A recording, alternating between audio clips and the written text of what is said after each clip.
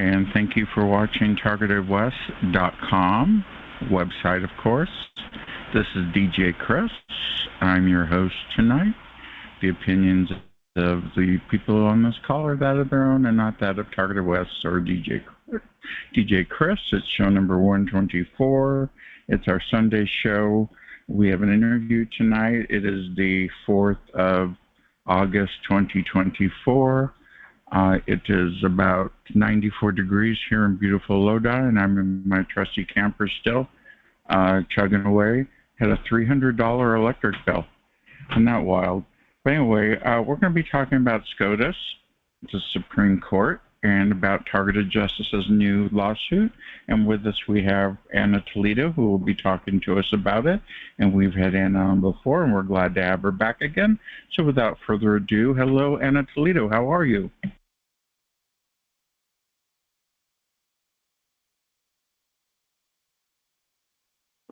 Hi. I'm okay. Sorry for that delay. I'm okay.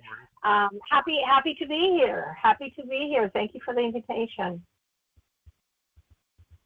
Great. So, of course, people are always asking me about the lawsuits, and you have now taken it up to the next level. As you promised, you have been very consistent with your messages and setting expectations correctly, as you should. And now you're going to SCOTUS, and you filed. Tell us more about that. Yeah, well, what we filed on the 23rd of July, that was my mom's birthday. My mom's no longer here, but she would have been proud. It was a petition for certiorari, which means it's a discretionary review of the decision by the Court of Appeals. And it's very challenging because it's not only, what you write into it, but the format, and it has to comply. Now it has been assigned the case. It's case number 24-91. And it's now the respondents, who are the FBI and Ray and all the Merrick Garland, everybody, they have to respond by August 28th. And then the court makes a determination if they are going to review the case or not. So it's not like an appeal as of right, where the courts will have to see the case.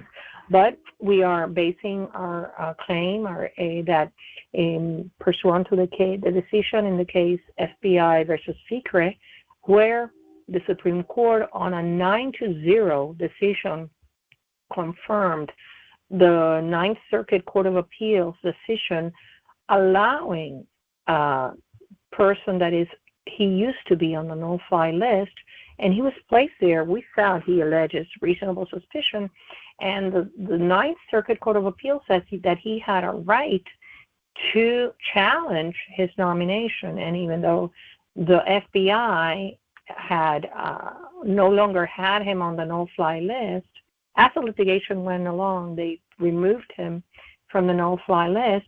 Well, the Supreme Court said the case was not moot, and they confirmed the Ninth Circuit.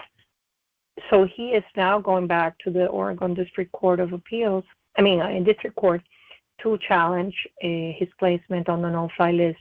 That man suffered a lot, and he's right now on his 7th amended complaint, and he has been twice to the Ninth Circuit. So what we're saying to the Supreme Court is we pursuant to that case, confirmation of the Ninth Circuit in Secret, these plaintiffs have a right to challenge their placement on the TSDB without reasonable suspicion.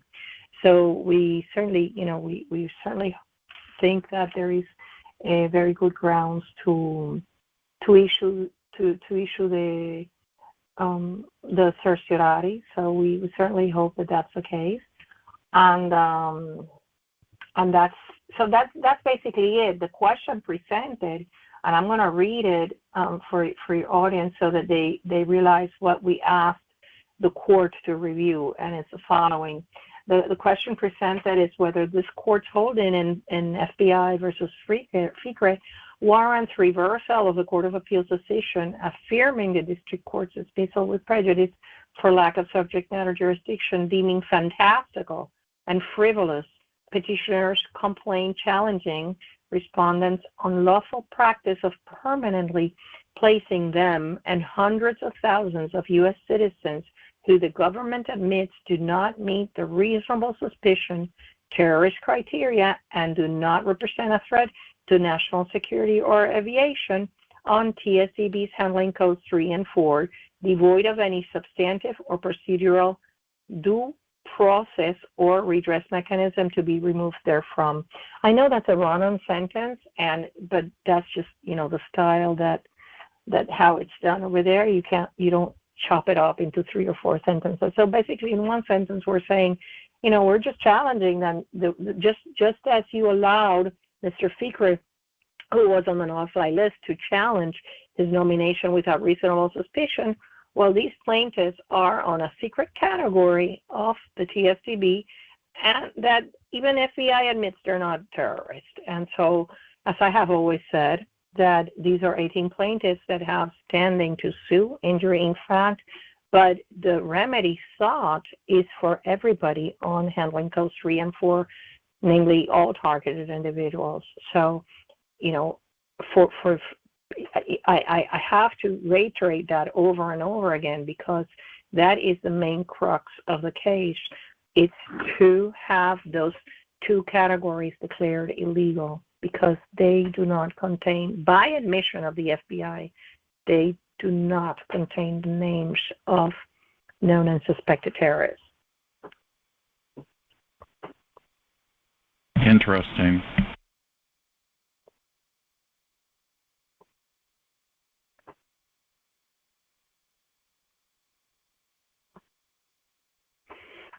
If you have any questions, I'll be more than free to answer that.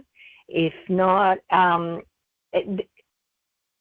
want people to know that, I live in a little secluded area in the suburbs in Texas, and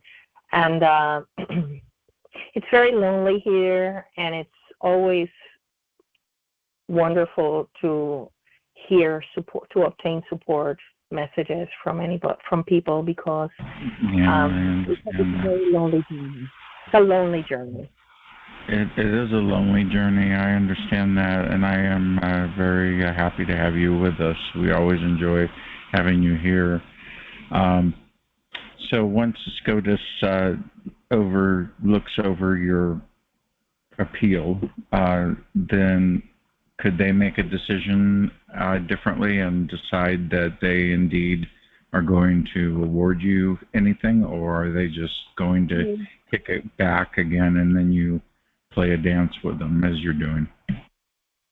No, what would happen if we prevail in our petition? First of all, the respondents, they have to answer, and then the court decides whether they take the case or not.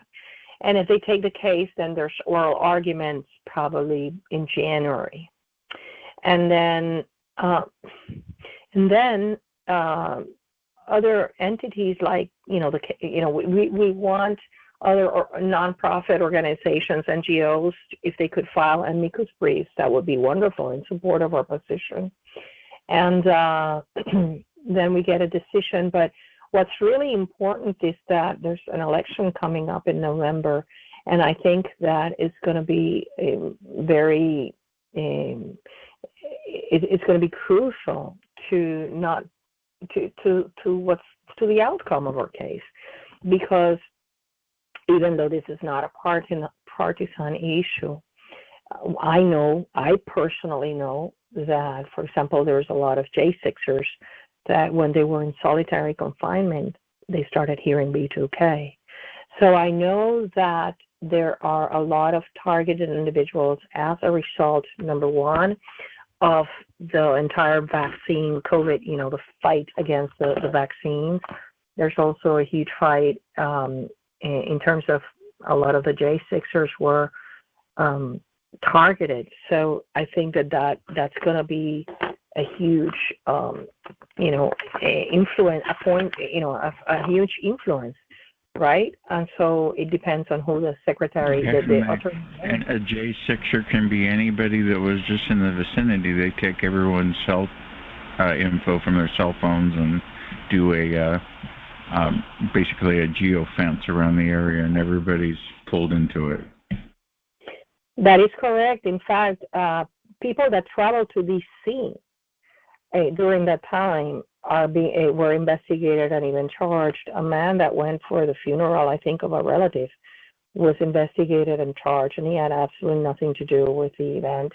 That's right. But some of the people that were actually imprisoned started hearing B2K when they were in jail.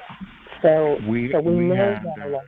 Yeah, we had Cheryl Welsh on the call, and a man named John Ginter had voices in his head being piped in through the San Quentin prison here in California. So yeah, they have a history of that. Todd Giffen, who is mentioned by Romola D a lot, he's been an activist for a long time. He also had the B2K in prison when he was locked up. Well, it is my opinion that because and I base my opinion on the correspondence we get at Targeted Justice. We get a lot of inmate correspondence, and I think that they are experimenting on the inmate population in higher rates than the general population, obviously, because their freedom is limited, and there is nothing much they can do in terms of protecting themselves from these frequencies. So I know that, and my heart goes out, because even the regulation by the FDA that entered into effect in January of 2024, saying that for some procedures or research that the Internal Review Board doesn't consider that may represent a risk for the person, like, for example, implanting you with non-consensual medical devices. Well, they have been doing that to the inmate population years ago without even having to obtain their consent. So it's a big deal. Wow, yeah, I agree. So tell us more about what the plans are for any of your lawsuit that you may be working on besides this one. I think you are. Am I not mistaken? Yeah. We filed 3 lawsuits. We have FOIA lawsuits, and we're on the way to filing another one pretty soon. We're just peeling the layers of the onion. One of the lawsuits seeks the records removed from handling codes 3 and 4 by reason of passing away. People that died that were in handling codes 3 and 4 that have been removed. That's one of the ones, and they are fighting that tooth and nail because obviously they don't want to give us the names of targeted people that have been removed from there. Then there's one, as I have discussed in previous podcasts, the requirement to put somebody on a list is reasonable suspicion standard, which is a little lower than probable cause. So there is an exemption to the people that are placed on handling codes 3 and 4. They do not meet the reasonable suspicion standard. And I located the regulation that says that any of the requirements to put people on a list on one of these projects can be issued by the Attorney General. So I asked for that specific document exempting the reasonable suspicion in the TSDB. That's one of the ones that is filed. On that day that I filed that, I had all sorts of airplanes and helicopters messing with my internet connection, and it was pretty bad. Then there's another one. We're asking for the audit reports since 2007 of the Terrorist Screening Center. And that's very important because, for example, the one in 2008-16, the Office of Inspector General, they concluded that FBI was not following their own regulations for nominating people to the PSDB, and that there was a lot of outdated nominations, people that shouldn't be there, a lot of really good stuff about the illegal placement of people or languishing on the TSDB without having to be there. So Do you what think I they found really do you think they keep that list going for funding? Not taking people off of it, so there's more on it. yeah, well, the more the merrier, because here's Right. FBI is always, they want to have a bigger budget. So the more people they have to be carrying out surveillance on, the more they can justify a budget. And it's all about follow the money. It's all about that. And then so that's the other one. And then we're going to continue. We continue to do FOIAs all the time, and we're going to expose. As soon as we get the information, we're going to publish it and make it so that everybody sees. And one of the reasons why I think that I decided to organize the Colorado event is because we need to make politicians aware of this reality, and they cannot back off. Many of them, I think, are afraid of doing anything about this. They know about it, but they refuse to do something because, like Tucker Carlson said, that many of them are threatened that they'll put kiddie porn into their phones and computers. Well, there's mechanisms to that. You do a backup of your computer and your phone as of this date, and then you go out to the world and you expose what you have to expose and fight for it. And there's ways to defend yourself from that. So we organized the event because unless the nation sees that we are real and that it's a lot of us and that it's not fantastical, like many courts have concluded, because there's been hundreds and hundreds of cases that have been dismissed by TIs since 2004, and they always, claim it's fantastical and delusional. Now, we need to go there and we need to show our faces and we need to demand freedom. We need to demand a ceasefire to the directed energy weapons attacks on innocent Americans and people around the world. I agree. So the rally's coming up at the end of the month, and you'll tell us more about that, of course.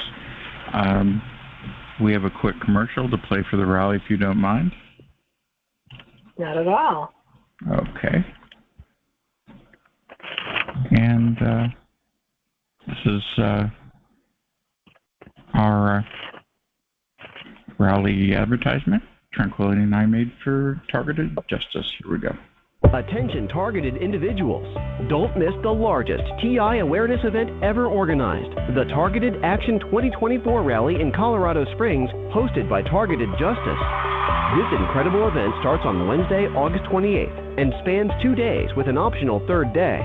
On day 1, we have the Brotherly Love TI Meetup. The theme is Plan for Peace, a chance to connect, share, and envision a peaceful future together. Then on TI World Day, August 29th, the action begins. First, we'll distribute awareness flyers at key locations during the Targeted Action 2024 morning awareness event, followed by a powerful rally. In the afternoon, we'll unwind and strengthen our bonds at the Surviving and Thriving TI Cookout. Registration is just $25, a small price to pay to be part of this historic event. Show your support by purchasing exclusive Targeted Action 2024 merchandise. For more details and to sign up, visit the Targeted Action 2024 tab at targetedjustice.com or the TI Rallies section at tievents.org. We'll see you in Colorado for Targeted Action 2024. Yes, and sign up as soon as you can, because they have to hire security. They have to know how much food. They have to know how many hotel rooms and how many people are going to show up. So please, if you're going to go, do it this week or the early part of the week, right? Anna, please do not waste any time. Yes, that's exactly what we're asking, because we want to plan an extraordinary event for the community, but we need your collaboration in terms of don't wait until the last minute, because then it's going to be harder for us to make it as good as we can. We want to ensure as much as possible the safety. We've told everybody to bring their own body cams and two-way radios, so that we're going to have leaders, team leaders that will be in charge of making sure everything runs smoothly. So please do. And one of the things that I've said, and I said it in your call the last time I was here, that the reason this program had gone on for so long is because criminals were counting on people backing off or mind controlling people into, not a big deal, don't bother, don't go. No, this is the moment. This is a historic event, and this is the moment to do something to end your targeting. I know many people cannot afford to, because these criminals have, they have obliterated the resources of many people. But for one, Tranquility has a shared ride. She's coordinating sharing rides for people traveling from different states. So you can tap into that, and that can be, one way you can make it feasible. It's just that if you can do it, there is no excuse for you not to be there, because this is about freedom. This is about putting our faces out there and demanding from politicians and from the entire nation that they stop funding this criminal unacknowledged access, special access program. And if it's only 10, 15 people there, well, what's going to happen? They're going to be like, no, they're all delusional. This is not real. For now, we have over 350 people that have registered.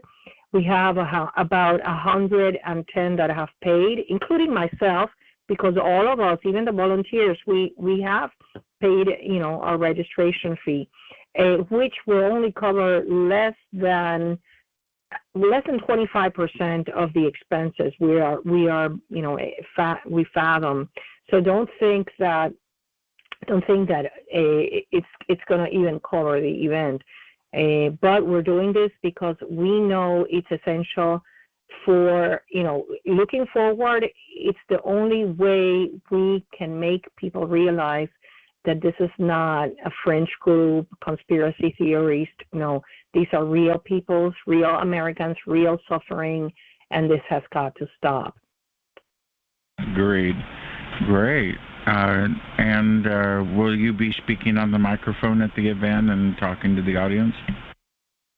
Yeah, we're going to have a few speakers. We're going to have Sarah Westall is going to be there. I'm going to speak very shortly. Craig LaForest is going to speak. He's going to honor Dr. Duncan. We're going to do a little homage to Dr. Duncan, and also I personally want to do a little homage to Abraham Garcia, whom I'm so absolutely certain would be alive if it wasn't for the district court, dismissing the case, because I know that change would have happened. So he was a warrior, and I want to, honor him. And so there's also Dr. Priester. She's one member of the advisory board, and she is being so targeted for being an anti-COVID, anti-jab doctor, and she's really had a rough time. So she's also going to be a speaker, and I forget. Did I say Sarah? Yeah, Sarah Westall is going to be there. So yeah, we're going to have.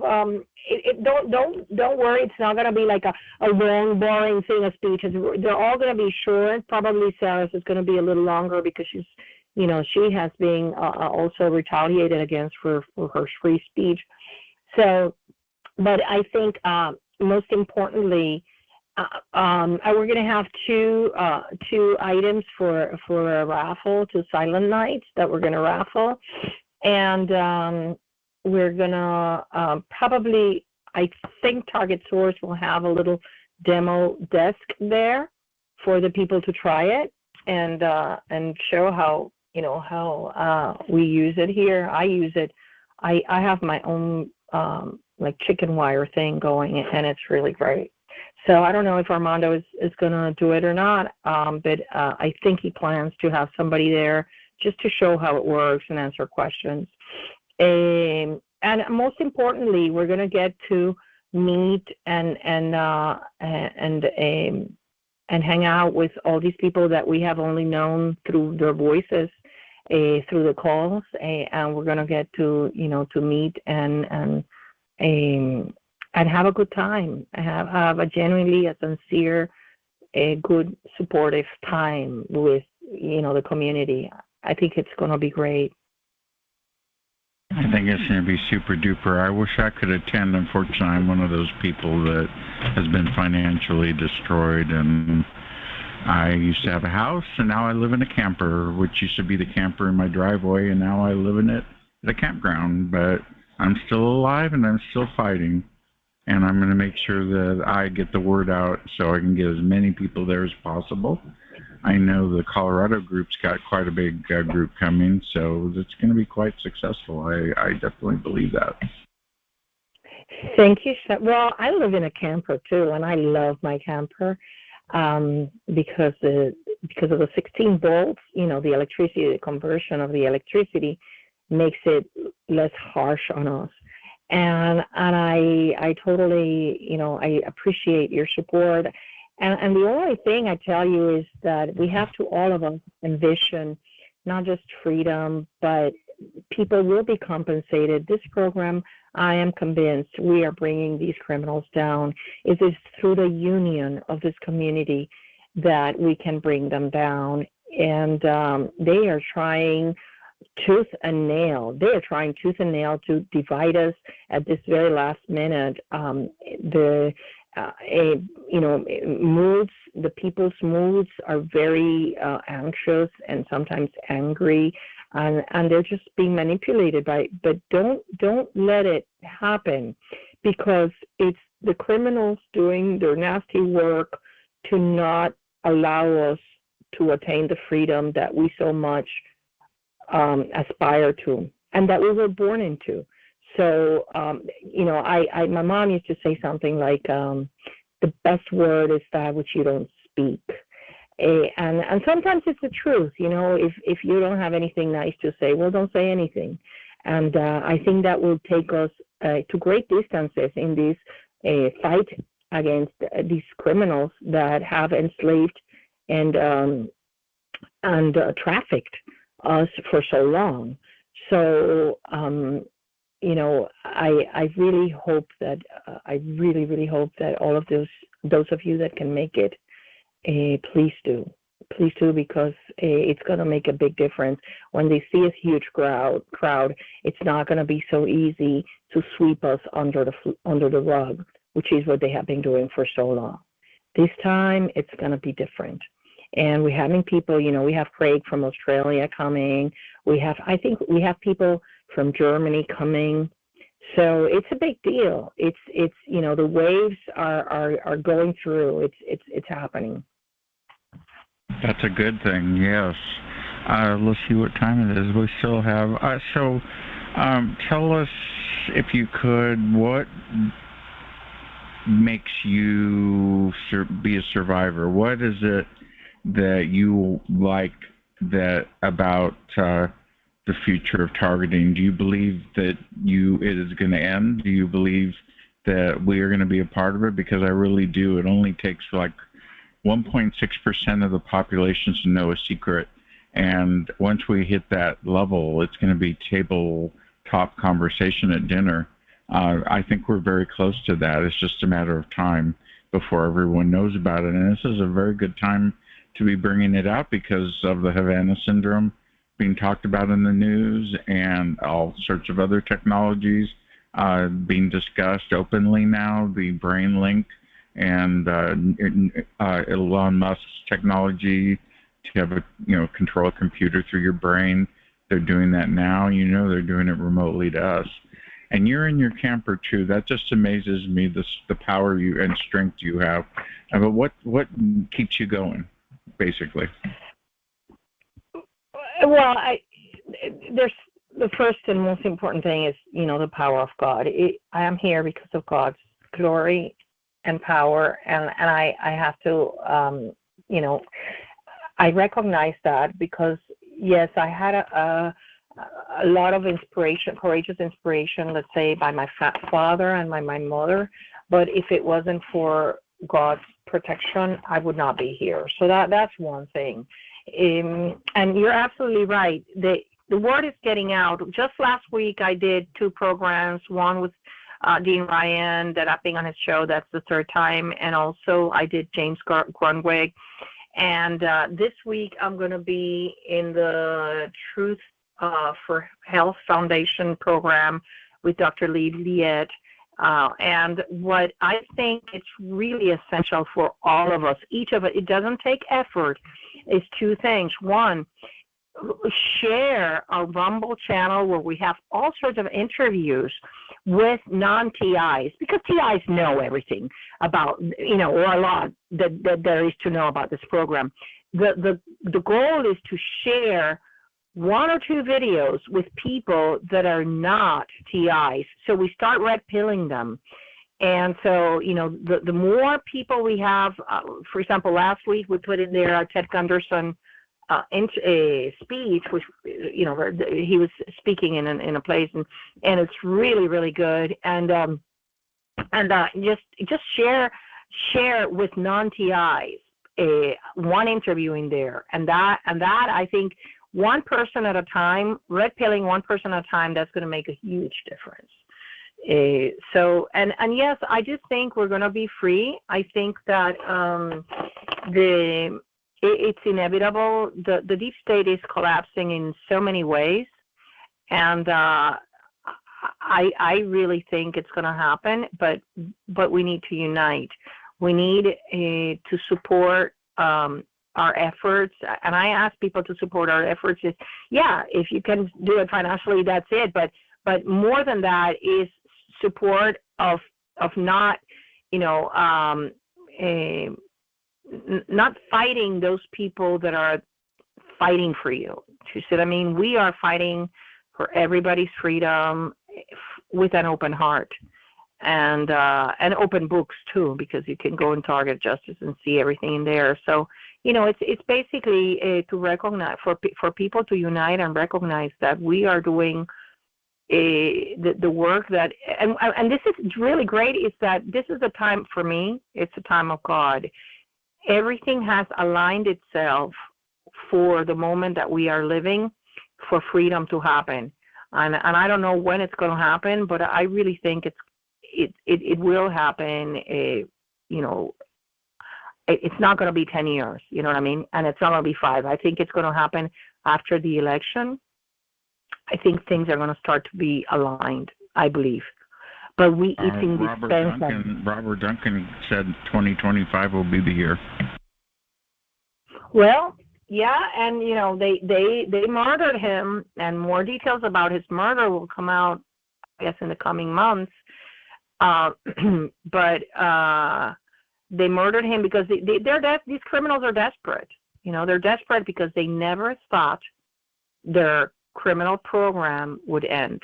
And they're desperately seeing how it's coming to an end. And I think that what they're trying to protect now, more than the government criminals, is that they're trying to protect the private criminals that colluded with them. We have big corporations that have and people that have colluded and collaborated. For example, let's take an example. All the surgeons and all the hospitals that have illegally implanted all of you.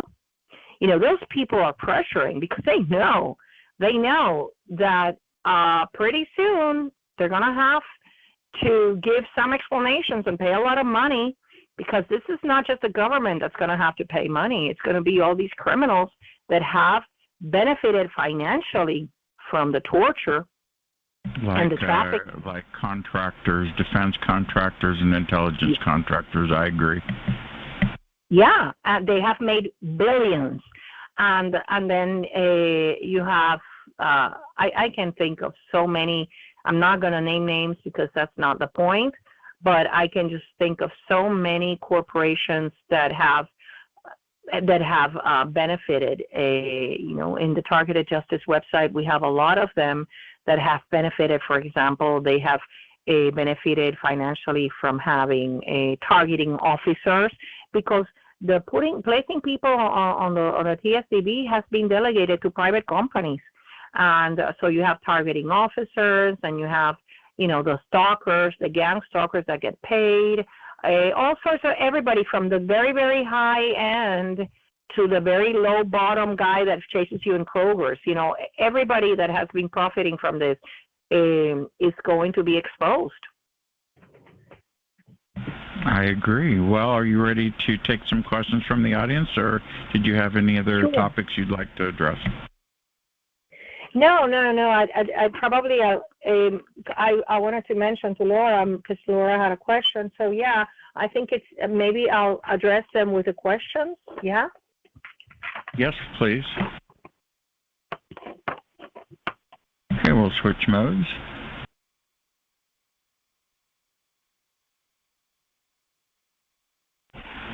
Okay, and of course, I'll have you unmute yourself, Anna, so you can continue. Does anyone have a question for Anna Toledo? It's Laura. Do you have a question? You had one earlier.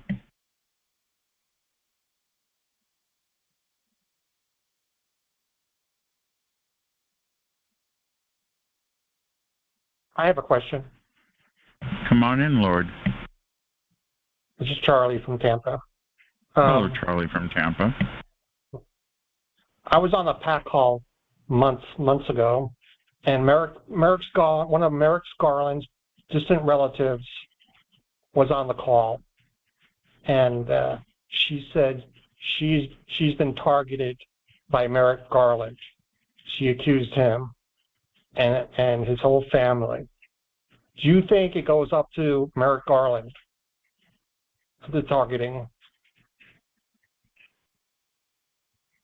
Yeah. Do I think that, I'm sorry, I didn't understand that part. Do I think what to Merrick Garland? Do you think this goes as high as Merrick Garland, the Attorney General? Oh my God, it goes beyond him. It goes beyond him. This goes higher than the president. This program is classified to a point of to levels higher than the classified authority that the president has. Yes, of course it does. And one of the a little pieces of information that might be good for you to know is that in targeted justice traffic, the traffic of our website, a lot or great deal per capita traffic. I don't know how to express that correctly. I hope I'm saying it correctly, but not most of the traffic, because it depends obviously on the state. Like a lot of traffic comes from California because California has a lot of TIs, but proportionally with the population of, let's say, Virginia, Maryland, DC, we get a lot. So we know there's a lot of targeted individuals in that area. And it's an open secret in DC. It's an open secret that you will be placed on this list if you rub somebody the wrong way. So yeah, I think it's perfectly possible. All we have to do is anybody higher. Oh, go ahead, Lord. You can call me Charlie. I didn't think there's anybody higher than the president. Oh yes, there is.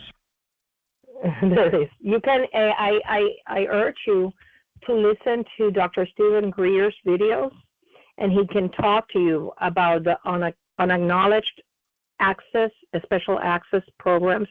For example, one of the defendants in our case, Kenneth Weinstein, it is Mr. Lighthouse's opinion that his security clearance is even higher than the president. Okay, he's the undersecretary for counterterrorism, whatever, and the DHS, and Richard really believes that he has a higher security clearance than the president. Well, the president walks around with the nuclear football. As you know, it's very. I don't believe that. I'm not saying it's not true, but it's hard for me to believe this. Listen to Stephen Greer. Go listen to Stephen Greer, and you will understand that that's the case. I didn't make it up. Stephen Greer is an expert on that, and he has widely spoken about it. So I urge you to listen to him, because Stephen Greer, even though he, talks a lot about UFOs and all of that, he knows a lot about the unacknowledged special access programs, and he has admitted he's a targeted individual, and he has admitted he gets microwaves. So he's really brilliant and a very credible source that you can look into. I urge you to look into him. And you think Merrick Garland is part of the program too? Do you think that? No, I have no information. Okay. I have no information. I cannot say that. Well, thank you, Charlie, for that. Next question in line for Anna Toledo. So my question was just answered, I believe. Hi, Laura, Colorado. Sorry. Hi, Laura. So I need to be registered for the brother hookup the night before. Is that correct? Yeah, we're not going to let people in the events unless they're registered, and it's for the safety of everybody else. We don't want rogue criminals getting into the event to disrupt and divide and create problems. And also, like I have mentioned before, it's a drug and alcohol-free events, all of them, because we don't want to in any way have problems that are promoted by the criminals. So that's why we are insisting people register. It's for your safety and the safety of everybody else attending. I appreciate that. And let me tell you something. Excuse me, sorry. We're not going to sell the information. We don't share it. In fact, the registry, I am the one that receives the registry, and just like the registry I did for the TSDB lookup, I do not sell the information. I do not share it with anybody. The only people I share it with, for example, is one of our volunteers that sends the confirmation emails. But we're not into doing marketing or selling lists or anything. This is exclusively to ensure that people that sign up, as much as we can corroborate, are legitimate targeted individuals. Okay, next question in line for Anna Toledo. Come on in.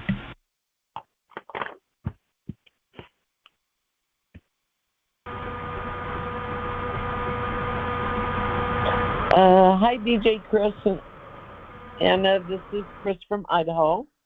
Thanks for the great call and all the information. Hi.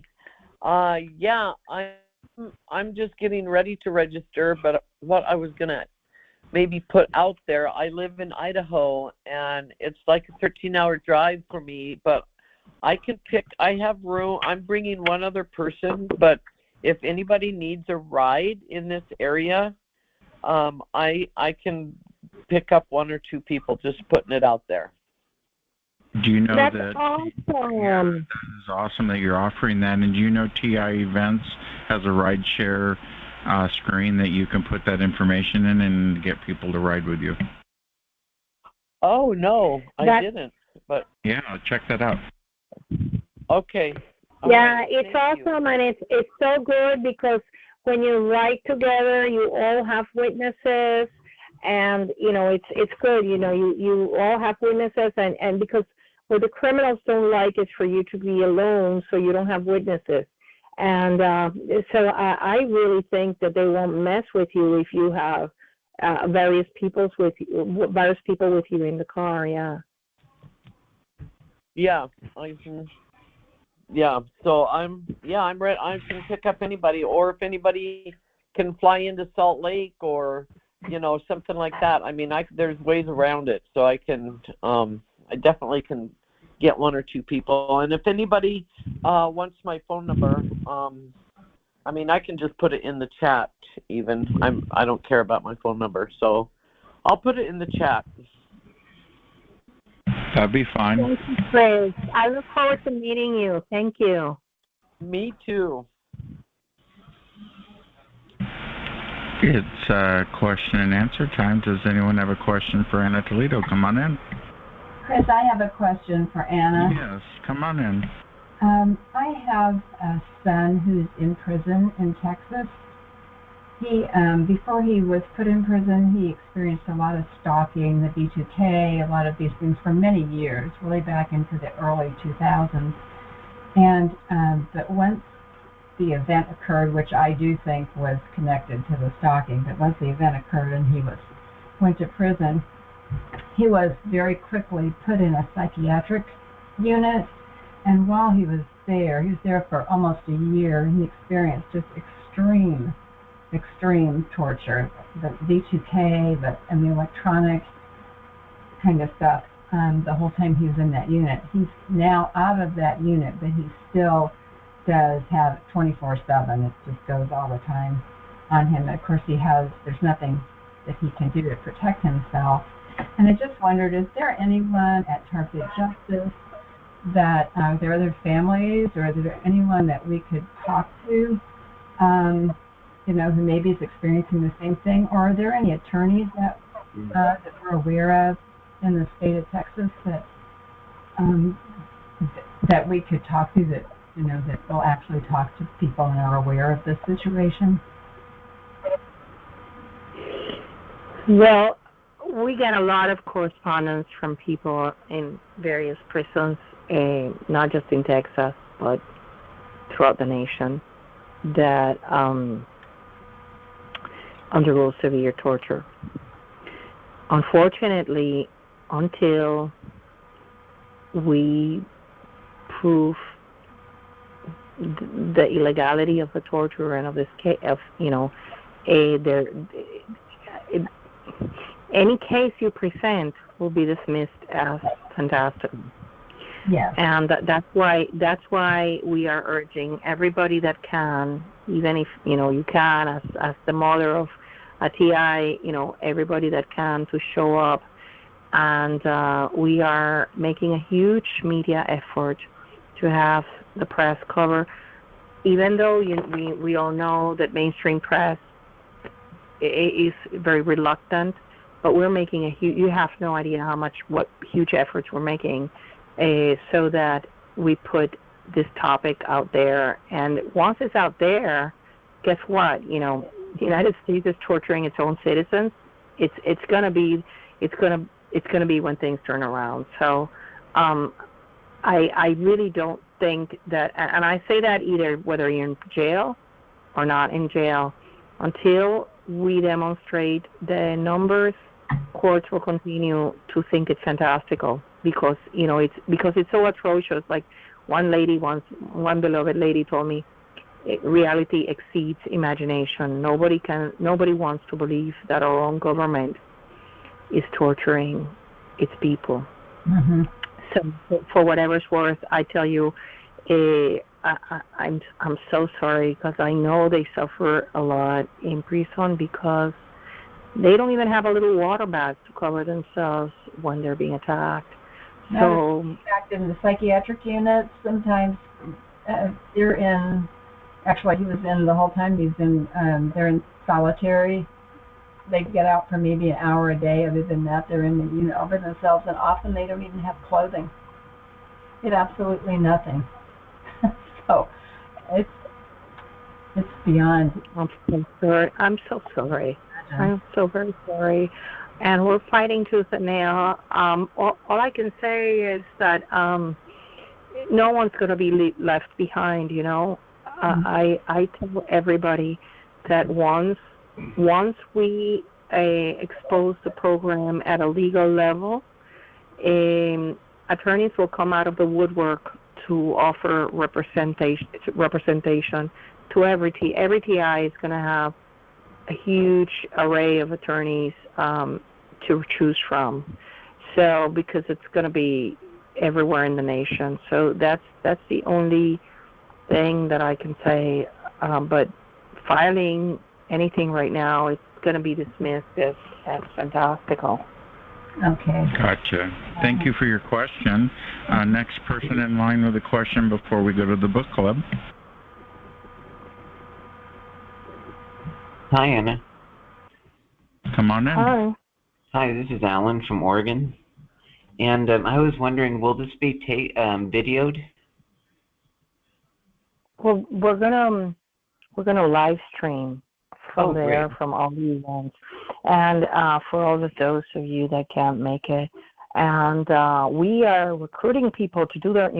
So we'll give them the link so that they can do live streaming to their platforms, because that's what we want. We want every TI to be able to, even if it's remotely, participate of this event.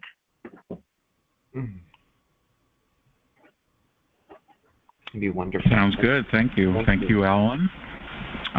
We're going to switch to the book club now. Does anyone have any other questions? We could continue that after the book club and the quick presentation by Tranquility. So just a moment, please. Very good call, and very interesting dialogue. It's time for the TI Book Club, where every book opens a door to new worlds and shared journeys. Here, we uncover hidden gems, specially selected for TIs, and always within your reach. Be part of a community that reads together, grows together, and sees the world through the same lens. Don't just listen to stories, live them with us. Join now at bookclubs.com/TIBookClub/join, and let's turn the pages of adventure together. Well, thank you, Mr. Announcer. Well, today's book at the TI Book Club is The Sound of Things Falling by Juan Gabriel Vasquez. It's a New York Times bestseller, and I got wind of the book through Anna Toledo on Twitter. She mentioned it, so I put it in the book club and read quite a bit of it and watched a review. And it's quite an interesting book. Thank you, Anna, for recommending that. Where did you first hear about that book? I don't even remember. I think I was there's women that buy shoes compulsively. Well, I used to buy books compulsively, and I had all, anytime a book won, and that one book won a prize. So that's why I bought it, and then I just, I couldn't put it down when I started reading it, and that's how I knew about it. But there's something really weird, and it's that some books that I've read, like at some point something happened, something happened that I forgot half of the books I read, but then this one I remember because it was just so, it really touched it's something inside of me. I don't know if it's because Pablo Escobar was a huge mythical figure when I was growing up, and so I maybe because of that. I don't know, but it was just really interesting to know. And it's written by a journalist, because Mr. Vasquez's original vocation is he's a journalist. So that always makes it interesting. Based in Bogota, Colombia. They had the cocaine trade. The guy who ran the cocaine trade was out. They're trying to recover. The sound of things falling kind of is a metaphor for the city was falling, but it also meant the pieces of luggage that were falling in the airplane when the journalist author was listening to that cassette he found at Laverde's apartment. What do you think about that? Yeah, well, here's the thing. The CIA, for me, what was like revealing, because that happens in Puerto Rico too. The packages falling from the sky to the sea with the drugs, and the CIA. One of the things that was really revealing for me is the Peace Corps was funded by the CIA, and they went there to Colombia to supposedly empower the people, and it was the CIA that built their drug industry, and that's huge, because I agree. It had CIA written all over the planes in the sky all night long, sneaking around, all the shadow companies, and cocaine was used as a monetary form to get weapons when Reagan was president, and of course they got in trouble for it. Now, Ollie North had to just get rid of the evidence and all that.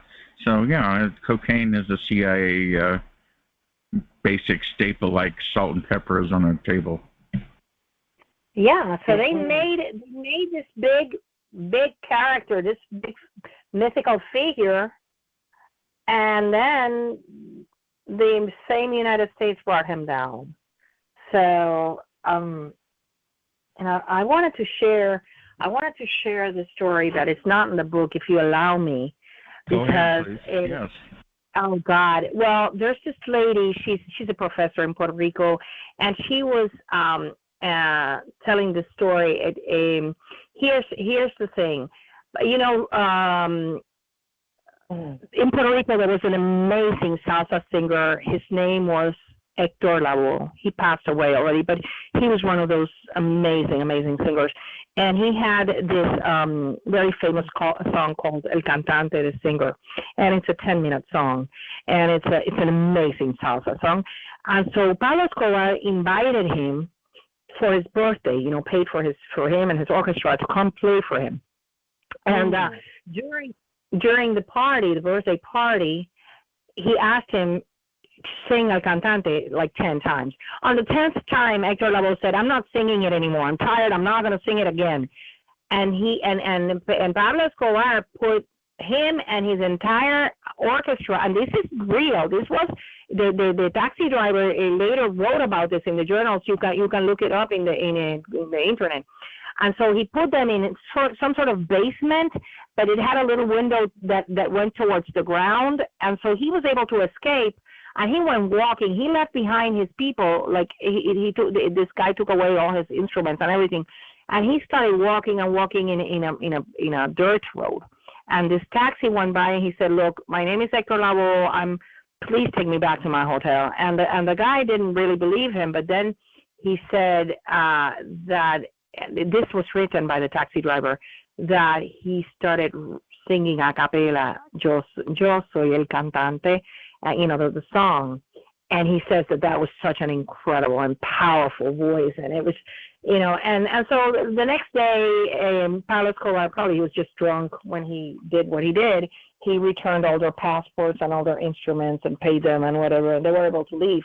But anyway, so that story is, it's real, and it's one of those mythical stories around that character of Pablo Escobar that, like I said, was brought up and brought down by the United States. Wow. Huh.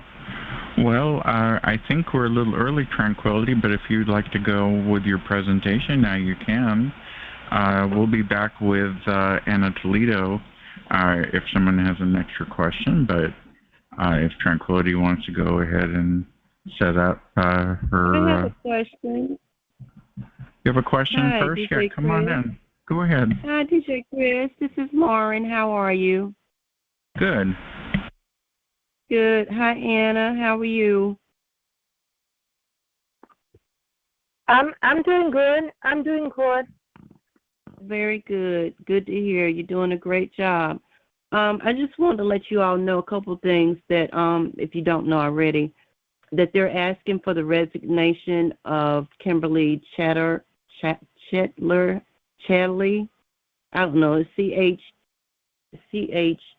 Chatle, I believe. She's the director of the CIA. They're asking for her resignation because the assassination attempt on President Trump. So that's an update for those of you who didn't know. Anna, the other thing that I wanted to ask you is if you would consider at the rally doing a vigil and call out those names of those who have now passed on. And if you can, then I have a couple names that are very close personal friends of mine that were targeted individuals that have passed on. And the other thing is I am being, I believe, set up in another position where I could be Baker acted because it seems like every other day now here recently, more recently than not, there are situations that are being set up for me to have to call the police.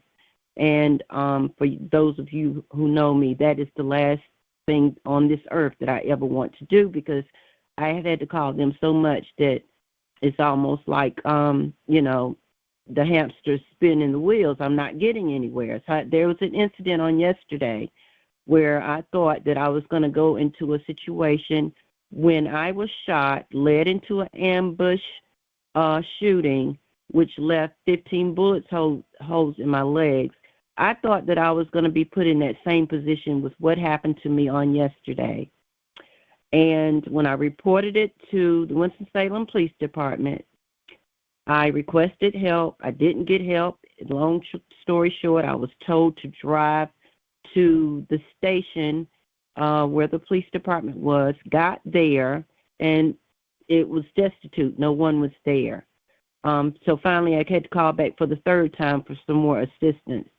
So anyway, I asked the officer to follow me home so that he could see where the red truck that was, attempting to follow me and whatever else, I don't know. But I told them that I was... Do you have a question for Anna Toledo? Well, yeah, so I was just going to finish the story. So the officer did follow me back. But what I'm saying now is he did not follow up with what he said he was going to do and report back with me about what the guy said his attempts were. So basically my question is this: what do we do when we're put in these situations and we know that this is just to build a case against us? But what can we do to make sure that we're going to be safe, and hopefully not have to call the police, because we know what they're going to do or not do for that matter?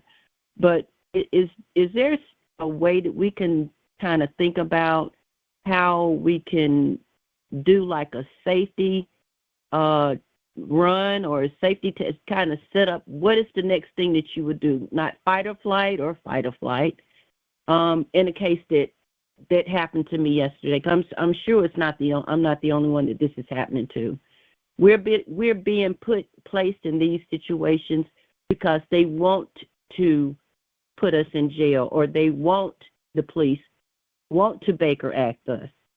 Is there a plan that maybe we can come up with to help each other to avoid calling the police? I'm just throwing that out there, and maybe somebody else can help me with that. But that's my question.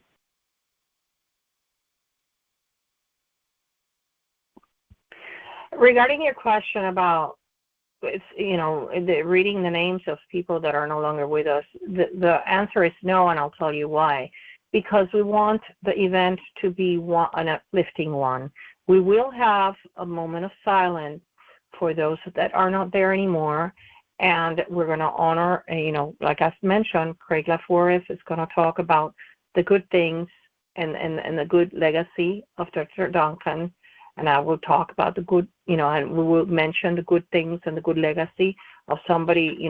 We're not going to let Adam's death go in vain, okay? But we're not going to make it into a wake. We're not going to make it into a funeral event, because we want people to be positive, and we want this to be an event where we rejoice in our soon-to-come freedom, because we're going to continue fighting for it. And regarding the other question you have, look, all I do is I stay in my camper. I don't go out. I only go out whenever I need to the supermarket, and I see these times as a time to just collect yourself and stay home and not put yourself in the way of danger, because there is a lot of danger for us right now out there. I know many people have to go out, you have to work, you have to do your thing, but just keep it to the bare minimum. That's what I suggest to everybody, because times are very difficult for everybody. And that's, right now, it's like I wouldn't go, for example, I can't go party, drink, no, because I know I'm going to be set up. That's not for me right now. The time for me right now, for me, at least for me, for Ana Toledo, for me, and this is not as an attorney, this is as a person. It's sitting in front of my computer, working away, because that's a way to shut down the program. And that's all I do 7 days a week, work every day. I just wake up, I sit in front of my computer, and I work every day. And that's all I do. I don't think about anything else but shutting down this program. So thank you for that. Yeah. We need to go to Tranquility now and her presentation, if you don't mind, guys. Tranquility, are you ready?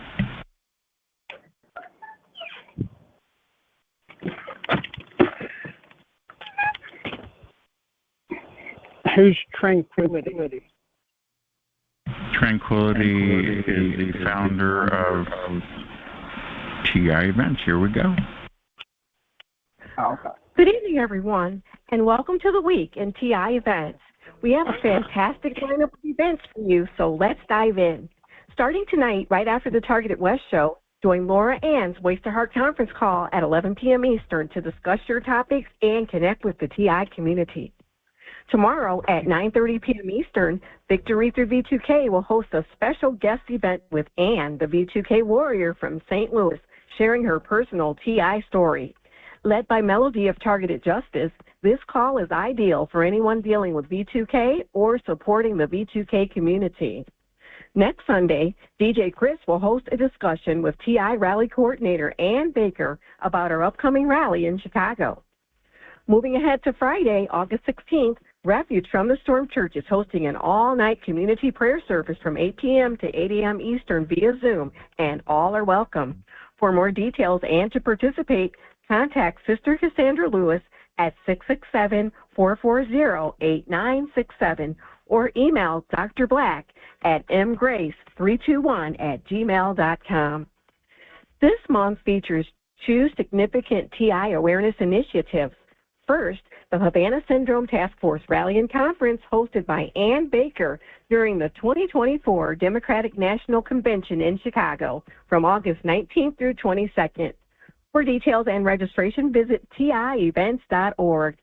And finally, join the largest TI awareness gathering ever at the Targeted Action 2024 Rally in Colorado Springs from August 28th through 30th, hosted by Targeted Justice.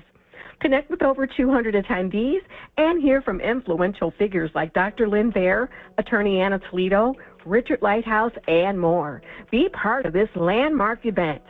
For registration and hotel information, visit the Targeted Action 2024 tab at targetedjustice.com or tievents.org.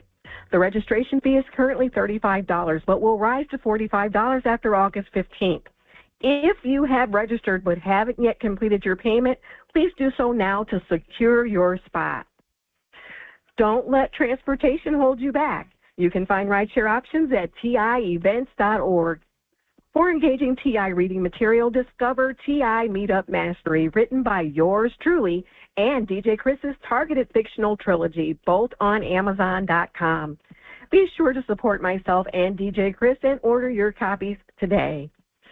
Stay connected with DJ Chris by subscribing to his Substack at substack.com/@TargetedWest and follow him on Twitter at TIClub3 for updates.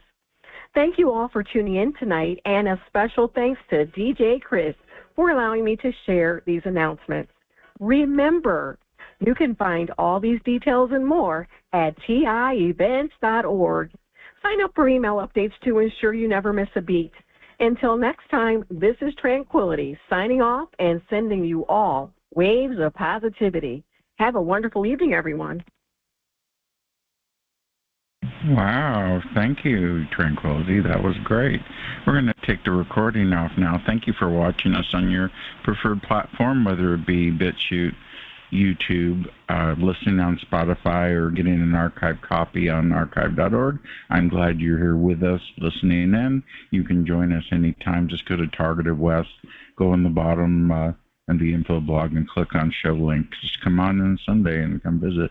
Anyway, we're going to turn the recording off and switch to open mic.